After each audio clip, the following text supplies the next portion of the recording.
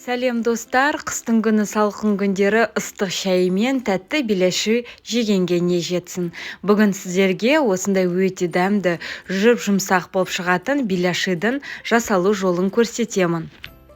Алдымен бізге жылы су қажет. Жылы суымызға қантымызды, тұзымызды, ашытқымызды саламыз.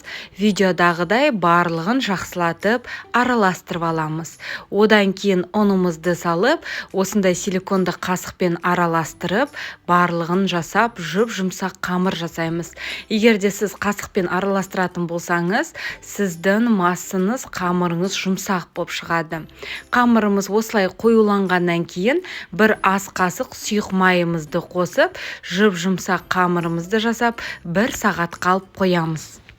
Енді салмасын әзірлейміз. Ол үшін бізге 300 грамм етімізді қажет. Осындай бір пиязымызды миксерден жақсылап ұсақтатып турап аламыз. Содан кейін қыздар мен роллтының етке арналған осындай приправасын қостым.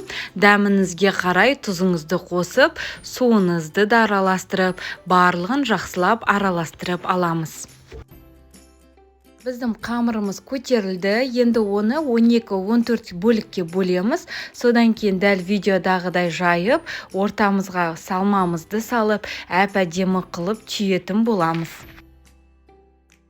Беляшиді дәл осы рецептпен жасасаңыз, сіздерге 100% сенімділікті беремін. Сіздің беляшиларыңыз өте дәмді болады.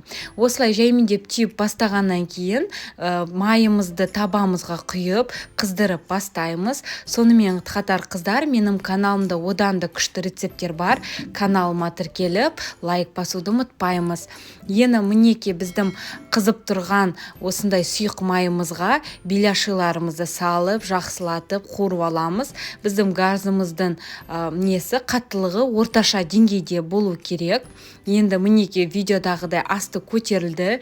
Енді екінші жағын аунатып, міндетті түрде ортасына әр беляшидан бір ас қасықтан сұйық майымызды құйып шығатын боламыз. Сіз сұйық майды құятын болсаңыз, сіздің беляшиларыңыздың арасындағы фаршыңыз пісіп, және де жұмсақ болып, сочный болып піседі. Қыздар, сонымен қатар сіздер өздеріңіз беляшиларды қалай жасайсыздар? Комментарияға өздеріңіздің ойларыңызды жазып кетсеңіздер, әрбіреулеріңіздің пікірлеріңіз мен үшін аса маңызды.